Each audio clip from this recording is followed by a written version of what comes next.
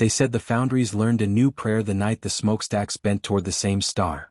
Sirens did not wail, they inhaled. Flames slowed to listen. On the killing floor the belts stopped between heartbeats, and in that pause a silhouette knuckled up from slag like a verdict choosing legs. No one saw a birth. They saw a subtraction, space edited out to make room for what needed to exist. It came without banners. The steel on its frame had the grain of bone. Chains hung like rosaries forged to worship pressure. Beneath the shell, furnaces breathed with a patient animal's lungs. Workers who had learned not to look at anything for too long still looked, because there was a law in the angle of its posture, and laws compel eyes. A name slid through the factory like grease through gears: Urgot. Battlecast, as if the word could make a sacrament out of mass production. It did not walk. It advanced the way a storm chooses coastlines. Pistons knelt, plating sighed, 6 legs found purchase on oil, salt bodies. Where it set weight the floor remembered, or, its hardness confessing the heat that made it. The torso was a crucible hitching itself upright, a ribcage of girders wrapped around engines pulsing red as a butcher's sink. A human face had once tried to live at the center. The attempt failed thoroughly, leaving a mask of disapproved anatomy welded into example. Its arrival taught the line a rhythm. Assemblers moved in matched arcs. Tools rose and fell as if following a silent conductor. Sparks aligned into constellations of intention over the vats.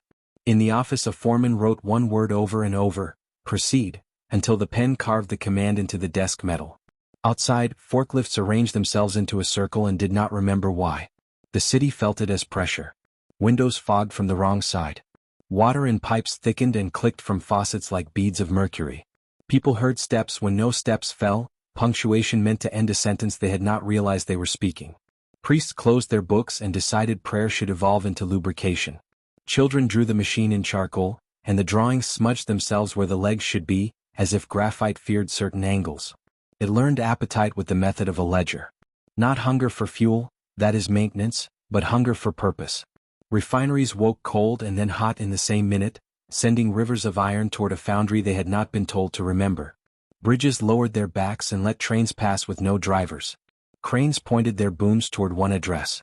Trucks arrived with cargo shaped like men already forgetting they had been men. Forms stamped themselves. Mouths learned the word yes. It does not use the word war.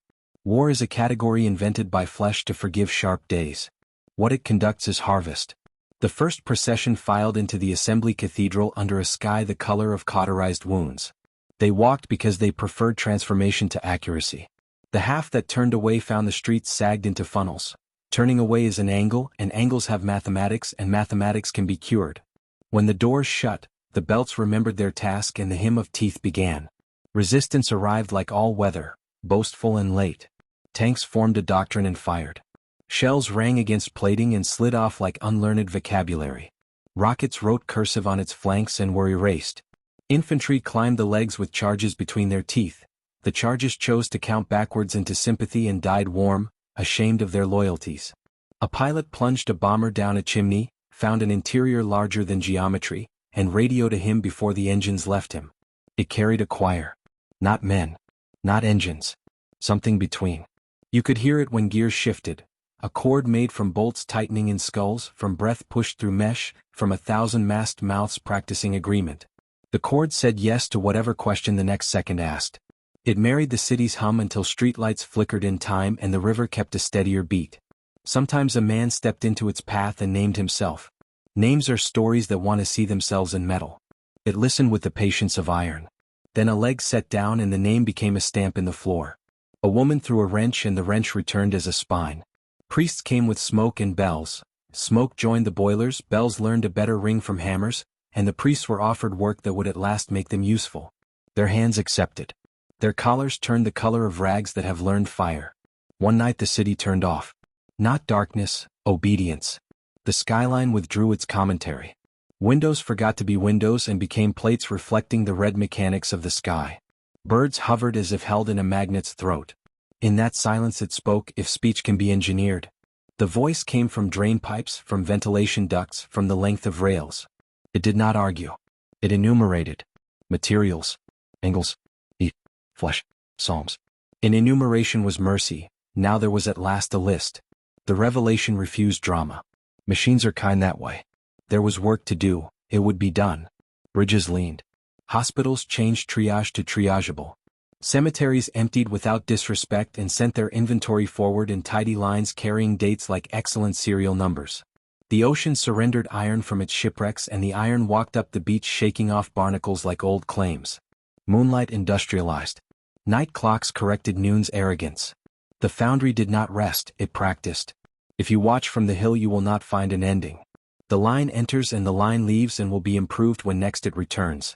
Some nights the moon lurches closer to sea, and the smokestacks bow, and the city's dogs stop barking because sound knows when it is outclassed.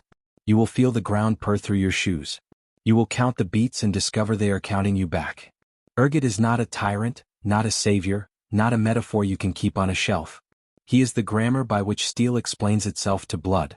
When he passes, bolts tighten, spines straighten, rivers choose straighter beds. Step aside and keep your angle. Step forward and be made useful. The foundry is generous, and the prayer it learned that night is still being recited by every tooth on every gear. Proceed as planned.